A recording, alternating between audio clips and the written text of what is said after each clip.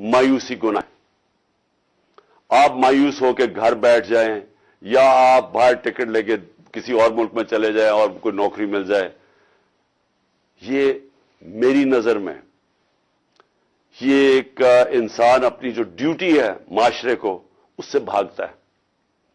اصل آپ سب کی ڈیوٹی یہ ہے کہ ہم اب کھڑے ہوں اور ہم ان چوروں کا اور اس کرپٹ نظام کا مقابلہ کریں، اور ہم کریں الیکشن کے ذریعے، اور الیکشن کے ذریعے ان کو سبق سکھائیں آئین اور قانون کے بیچ میں رہتے ہوئے۔ میں نہیں چاہتا کہ یہ سری لنکا جیسا سچویشن ہو کہ لوگ سڑکوں کے اوپر آ جائیں اور توڑ پھوڑ ہو۔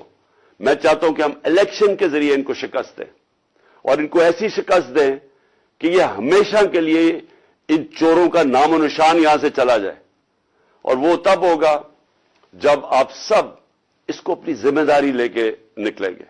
اور میں آپ کو آخر میں یہ کہنا چاہتا ہوں کہ مایوسی جو ہے،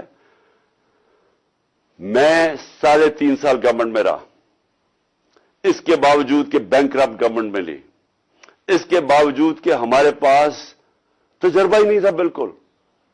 ہم پہلی دفعہ گورنمنٹ میں آئے تھے، ایک کے بعد دوسرا کرائسس تھا۔ صدی میں ایک دفعہ کرونا جیسا کرائسس آتا ہے، وہ اوپر سے آ گیا، 2 سال وہ رہا۔ اس کے باوجود پاکستان میں کسی گورنمنٹ نے، جس طرح میں نے کہا کہ جو ملٹری ڈکٹیٹرز کو تو امریکن ڈالرز ملے، ہمیں تو کوئی ڈالرز نہیں ملے۔ سب سے بہترین ہماری اکنامک پرفارمنس تھی۔ اس سب کے باوجود اب ہم سمجھ گئے ہیں، مجھے تیسرے اور چوتھے سال میں پوری سمجھ آ گئی کہ یہ گورنمنٹ چلتی کیسے ہے۔ میں آخر میں صرف آپ کو یہ کہنا چاہتا ہوں، مایوس نہ ہوں۔ ملک یہ تب اب اٹھے گا جب بڑے اور مشکل فیصلے ہوں گے۔ یہ مشکل فیصلے ان کے نہیں کہ قیمتیں بڑھاتے جاؤ اور کہو جی مشکل فیصلہ ہے۔ مشکل فیصلے کا مطلب ملک کے اداروں کو ری سٹرکچر کریں، اس ملک کے اندر انصاف قائم کریں، رول آف لا قائم کریں۔ اگر اللہ بھاری اکثریت دیتا ہے تو تب آپ یہ سب کچھ کر سکتے ہیں۔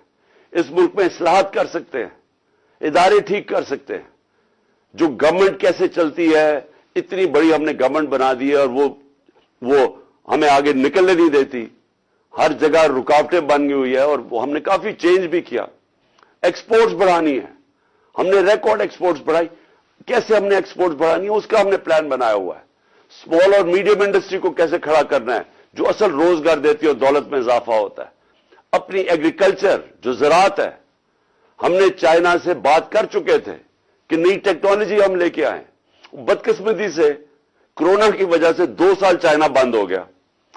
وہ جو نئی ٹیکنالوجی سے ہم نے صرف اپنی، اگر ہم وہ چھوڑے کہ جو چائنا کے اندر وہ پیداوار لیتے ہیں 1 ایکڑ سے، ہم اگر اپنی دگنی کر لیں تو اب یہ سمجھے کہ پاکستان کے اندر ایک انقلاب آ جائے گا۔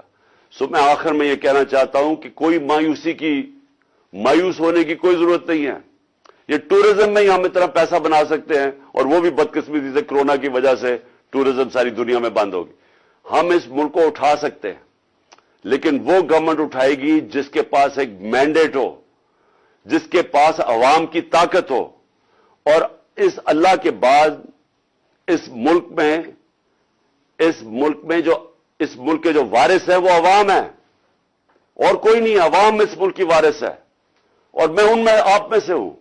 ہم نے اس عوام نے ایک قوم بن کے ہم نے اس مشکل وقت سے نکلنا ہے، اور لیکن وہ نکلیں گے تب جب اس ملک کے اندر صاف اور شفاف الیکشن ہو، اور اس کے لیے ہماری اب جدوجہد جاری رہے گی۔